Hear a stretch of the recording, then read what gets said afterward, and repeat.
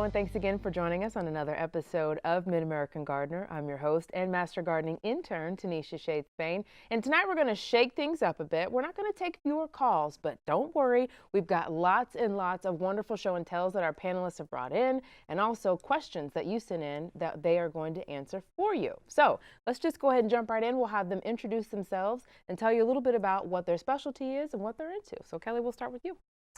Hi, my name is Kelly Allsup, and I am based out of Bloomington. I serve Livingston, McLean, and Woodford counties. I'm a horticulture educator for Extension.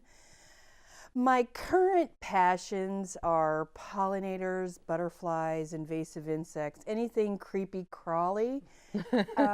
However, my expertise really lies in like integrated pest management. And then before I took this job, I was a greenhouse grower, so I know a lot about house plants, and some of those growing plants in a greenhouse tends to be my expertise. Wonderful. Definitely, that's a brain to pick over there. All right, Martie, what's your specialty? My name is Martie Alagna. I'm a landscaper. I typically work for people in their own yards and their homes, but I have done some commercial work. I really enjoy perennials and shrubs and things you only have to plant once, ideally. Low maintenance. Sure, tomatoes are good, but yeah, you know what I mean. So, yeah. Wonderful. Okay, and last but not least. I'm Ella Maxwell. I'm a horticulturist. I work up in Peoria at Hare Nursery. I'm also a Tazewell County Master Gardener and a certified arborist. So I can answer your questions about trees or shrubs. Oh, that's right, we're not having. Well, I brought some trees or shrubs to show and tell.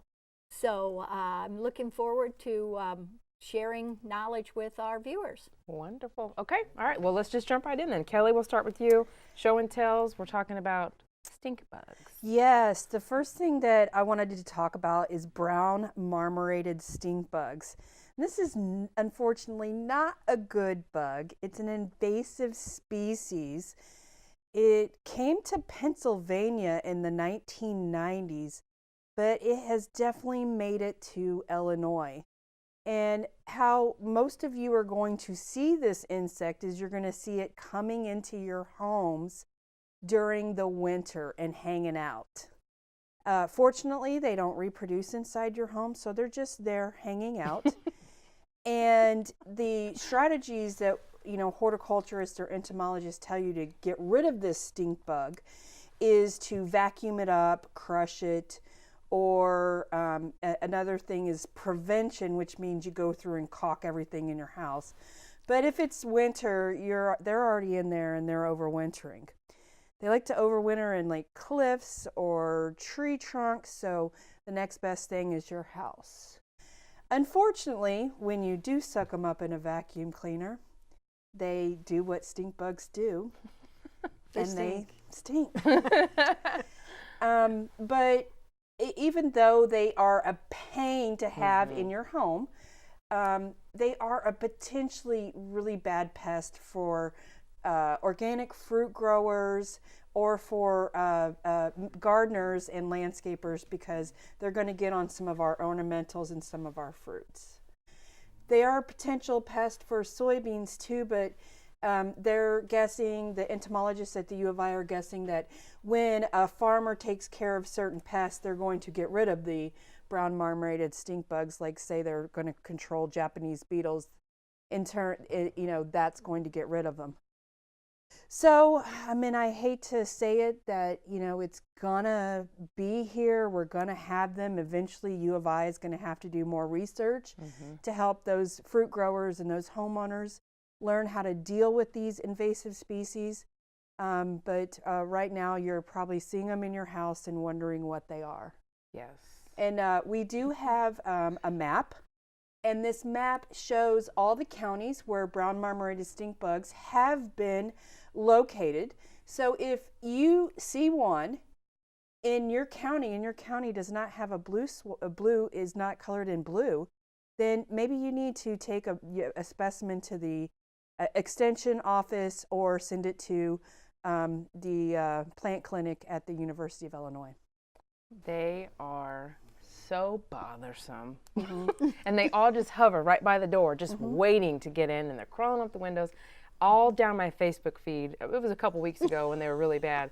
People were just saying, I give up, the stink bugs can have my house. We can't win this war. So it sounds like they're not going anywhere. It's like Asian lady beetles. And catch them, don't squish them, and then just flush them. I was going to say, if you can catch them, put them back outside, they will freeze. So it depends on how much you really hate them. What level you're willing to That's go right. to get rid of them. I'm willing to go to that level. I am too. I totally I'm with you, Martie. Yeah. And the only thing about the Asian lady beetles is even though they do like to come in your house, they're actually good bugs. Yeah. Out in nature, it's these brown marmorated stink bugs are going to be troublesome. Yes. The Asian ladybugs, they always cluster at a couple of windows we have in the south, and they just hang around. Yeah. And then I just take the screen off when it's warm one day, and they all go outside. I'm like, girls, eat some aphids. See you later. Okay, that's awesome. All right, I guess we have to just roommate with our stink bugs until we can figure this thing out. Okay, Martie, we're going to go to you. We're talking flower arrangements. Okay, yes. I also do flower arranging, and you can use anything. You can just use anything at all. I got this cup, Harvest Blessings. It's very seasonal right now. A little scarecrow and leaves. It's even got leaves on the inside. I got it at, I don't know, Salvation Army for 50 cents or something. And you can use just the cup, but I like to use wet foam. Okay, there are two kinds of foam. You can buy these at craft stores. One is wet and one is dry. The dry is very similar, except no matter how much you soak it, it won't get wet. So this came in an arrangement that we received, but I always just keep the foam. I just let it dry. For this cup, I would cut probably a quarter of this. You can see, okay, about like that, and the cup narrows at the bottom. So I would cut this into quarters so it fits snugly in there. I'd make sure it wasn't taller than the cup so it doesn't show. And, you know, you're growing all these beautiful flowers and branches and things in your garden. Share them with people. So cut this off, put it in there, pour scalding hot water on it, let it sit for a half an hour. Anything left, fill it up with water. Any water left shouldn't be more like that much. You can leave it in there or you can pour it out, either way. But then once it's soaked up, and I'm going to make it so I have to push it in here and cram it, not so it fits easily. Because if it fits easily, then you have to tape it across the top or it'll come out. So I squeeze it in there, dry, sucks up. And then, you know, the foam, you're all familiar with this. You can just cut a stem, cut it at a little bit of an angle, maybe 35 or 45 degrees. And then it makes it a little bit of a pointy stem in there. Fresh cut. Put it in the foam. Don't pull it back out again. Figure out where you want it. Do the filler first, and then the features. So if you have some little hosta leaves or some evergreens or something off of your spirea, put those in first, and then cut your roses or your marigolds or whatever you're going to put in here, your butterfly bush. Put those in last, and gift someone with it.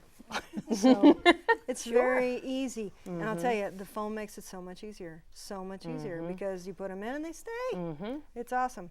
It's really simple. And it makes a nice gift. It does. And then they have the cup to use. You can do it with anything. I mean, you can use absolutely anything. Awesome. But it works great. I'm always poking around, you know, secondhand stores and stuff like that. And you can find some great stuff. Great planters. Yeah. And if you do want to use foam in something, you can get floral tape, and you just go right across the top and make sure your filler hangs down and hides the little end of a tape, or you can just go inside the cup across the foam and back up again to hide it. But you can get really professional results, and it's not hard to do at all. With just things that you've grown yourself. Yes. Yeah, Awesome. it's very easy. I do it all the time. Okay. Wonderful. Thank you. All right, Ella, we're going to talk about fall fruit. Yeah, I thought that I would bring some samples of fruits. These are all plants that have wonderful fruit in the fall. Of course, Probably one that you're seeing now are the crab apples, and there are different varieties of crab apples, different flower colors, different fruit sizes. But the best thing about the crab apples is that you choose one that has persistent fruit. That means the fruit will stay even after the leaves have dropped off. And normally the fruit will, will freeze. And once it becomes soft, that's when it's going to be attractive to birds. Another plant that has beautiful fruit is the winterberry holly, and this one, the leaves will be dropping very soon, but the fruit is persistent, and it can be used in Christmas decorating. It's a female plant, and it does have to have a pollinator, so you do have to have the male. And of course, its close relative is the evergreen holly, and this is again a female form of the blue meserve holly. But there are lots and lots of fruits with, or plants with fruit: cotoneaster, chokeberry. There's two different colors, black and red, again all persistent.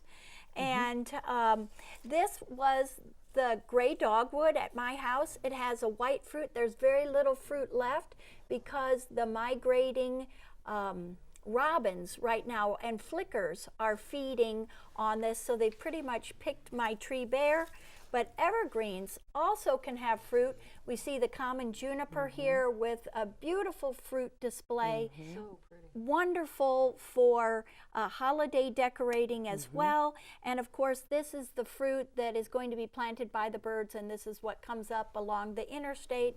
And the juniper berry also is the essence in gin. The flavor there. So lots of things have fruit. Get out, notice them. As they soften, they'll become wonderful natural fruit for the birds, especially some of the migrating birds that will be leaving us shortly. So enjoy fall fruit. Wonderful. Okay. I could have snipped a beauty berry. I didn't even think about that. I added did it to your bring collection. A beauty berry, but it wasn't a very good sample. They're purple. It is the one fruit with purple. And then I did bring a horrible fruiter. This is the Amur honeysuckle. This is an invasive species. Hate them. And it's this little fruit here, again, that the birds will plant, and it can come up everywhere. But this is not a good one. Plant wonderful fruit. Gotcha. And those winterberries, those Ilex verticillata, they are so fantastic. The foliage usually turns a beautiful butter yellow. Ooh. Now, I'll clip those so she could come in and show you, but if you leave it on the plant, the fruit is red, and then the leaves are yellow. They're fantastic. Nice contrast. And then the leaves fall and the fruit persists, and they're just fantastic. So beautiful. Good decorations for this time of year. Oh, okay. Yeah. One of my favorites. Kelly, we're back to you. We're talking about community gardening.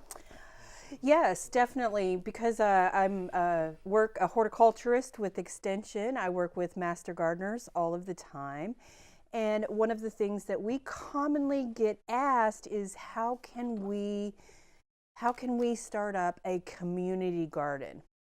And community gardens are so popular right now, especially in the urban areas where, people want to be more connected to the land and get some of that fresh food. But, just one phone conversation and one email with a person, I can't explain everything they would possibly need to know about community gardens. So what the horticulture educators throughout the state did this year was we put together a community garden YouTube series. And so you go to YouTube, you type in University of Illinois Extension Horticulture, and you'll find multiple YouTube videos, and they're pretty short. They're about 15-20 minutes long, about different aspects of starting a community garden. I personally did the cool season vegetables one and thought it was excellent, of course, because if you're not growing cool seasons, you're missing out on a whole season of amazing produce. Or no, you don't love the vegetables. No, that's okay. But she eats kale, I promise. Those are the best ones. Yeah. And so it's just a really great way. And even if you're not thinking about starting a community vegetable garden and you're just interested in vegetables, if you're a novice or even advanced, these videos can help you out and give you tips on growing certain vegetables, on caring for your soil, tips from us about weeding and how to maybe even get some funding for your garden. So this is really great. Hope you go and look for those YouTube videos and learn more about vegetable gardening, and maybe even start a community garden in your area.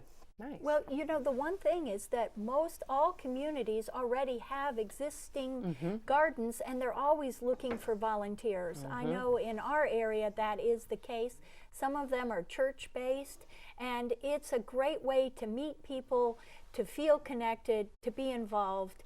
And so you're right. Get out there, learn some more, and volunteer. It's a fantastic way, just like, you know, like you said, different levels of gardening. You get out there and you bump into someone who has more knowledge in a certain thing than you, and then you take that and you go back. So it's really cool how you can learn while you're there, get the fresh produce. And now that we're going into, we've all put our gardens to bed, this is a great time to take notes and get ready to come and knock it out of the park in the spring.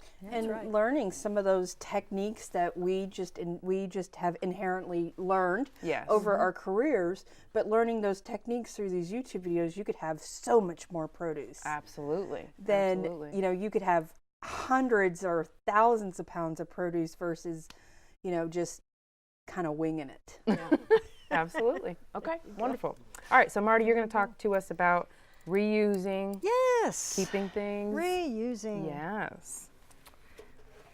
One day. Hello, trusty bucket. One day, this was a new bucket. It was a galvanized bucket and people carried water in it, but not now. There's a hole in the bucket. Dear Liza, there is. There's a whopper. Now, people just think, oh my God, what a piece of junk. But Yeah, that's what I See, think. I'm like in love. I love junk. yeah. But if you put this around a pot on a porch post with a vine, with a sweet potato vine coming out of it, it's very attractive. Yes. Or I would bury some of it. you can bury. So obviously, somebody did bury some of it. It's pretty rusty. A friend of mine gave this to me, and I don't always use things like this, but I am now because she gave it to me and she moved away. But you could, I wouldn't put a container plant in this so much because, again, you gotta plant them every year. That's just not kind of my thing. But what I do with this, I'll use this to put around a new shrub so the rabbits don't chew it off before it gets big enough to live. I will also just put it around something that is going to be floppy later, that might, you know, I've learned already is going to flop by the end of the season. So it won't flop in here. You can also tip it on its side and do annuals in it. You can plant them here. You can bury it a little bit, like Tinisha said. You know, maybe the back third, put some soil in it, and have, I'm sure you've seen these. You can have flowers spilling out of the bucket in your garden. You can do annuals, cascading petunias, or vines, or anything really. Alyssum, anything will do this. It'll just spill out of there. Something else behind it. I mean, there are a lot of things you can do with this. If you like garden statuary, you can reuse just doggone near anything. I have a radiator in my garden. It's an old end of a radiator. It's metal and it's rusty, but it's so ornate. Yes. It's beautiful. Yes. It's got all sorts of vines and flowers cast into the metal. It's heavy as lead. I mean, it's really heavy. But it's sticking up by the hosta. It looks really nice against the brick. It shows up really well. So there's just all kinds of things. I brought in a pot one time not too long ago, a beautiful glazed flower pot that I dropped. And it split right down the middle.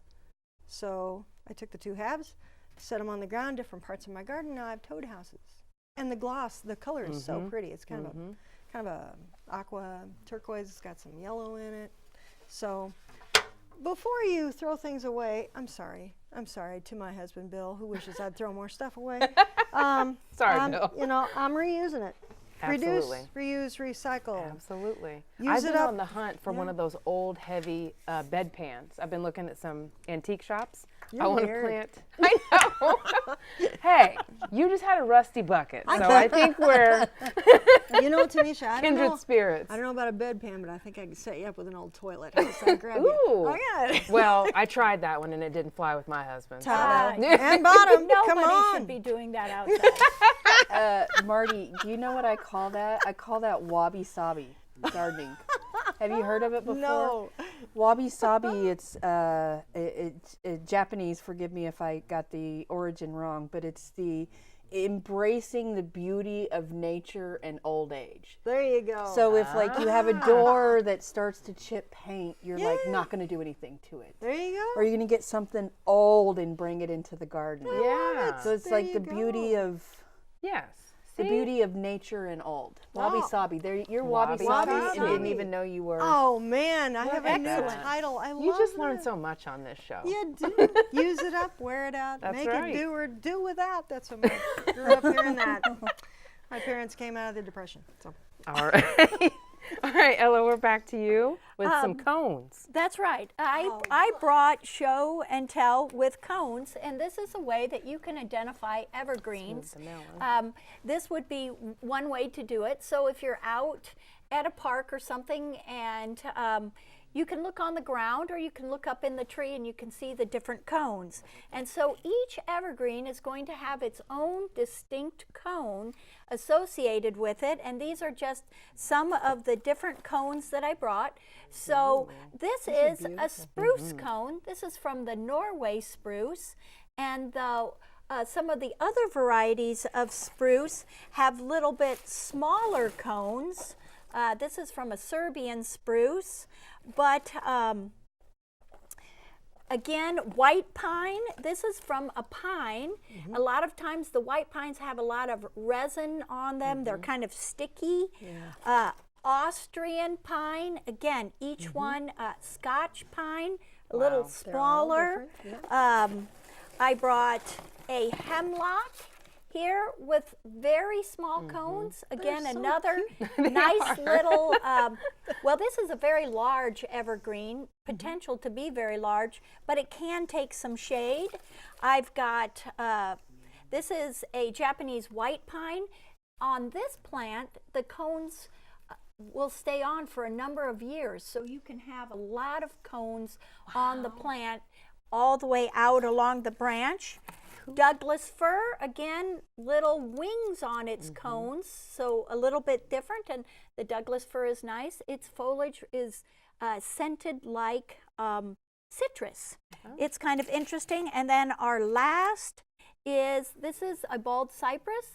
This is a cone-bearing deciduous conifer, so it's going to lose these needles, and these are the cones, and they're actually going to break apart before they fall. Sometimes they'll fall off like this, and they are quite, it's like acorns Stones falling. on your windshield. But normally they do break up, so they're okay. But again, this is something that you can learn to identify evergreens by their cones, the same way that you can learn to identify trees by their shape of their leaves or the type of bark that they might have, or the different fruit and when the fruit comes. So I hope you found that interesting and want to learn more about cones.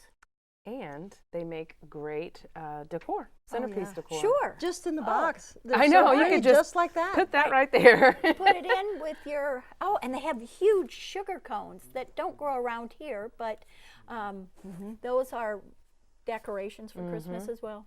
Oh, I Free love the decoration. blue cast on the back of the Yeah. hemlock. It's just really, Silvery. It's so pretty. That is just very pretty. Just sitting right there like that. Wonderful, thank you. All right, Kelly, we've got a question for you about an Easter cactus. Betty in Muhammad says, my Easter cactus has been nice and full over the past 5 years. This year it is not blooming, and she wants to know if it needs to be repotted. I just wanted to answer this really quickly. I suspect that she has overwatered her Easter cactus. She said that the leaves were looking a little weird, so she decided to water it a little bit more. I just wanted to say that they actually require a drying down period. Easter cactuses do not live for that long, so it could be time for her to start new, or by doing propagation or buying a new one. And so I did bring in my Christmas cactus, and I just wanted to say really quick, this is how I just pop off a little piece of the Christmas cactus. I put it in soil, and roots will start to form, and then I have a brand new Christmas cactus. So if I were her, buy a new one or propagate. There you go. Sometimes we hang on too long to our plants when we just need to get a fresh start. Okay, wonderful. You can always leave us a voicemail. The Mid-American Gardener voicemail number is area code 217-300-8224, or drop us an email at yourgarden@gmail.com. Thank you so much for watching, and we'll see you on the next episode of Mid-American Gardener. Good night.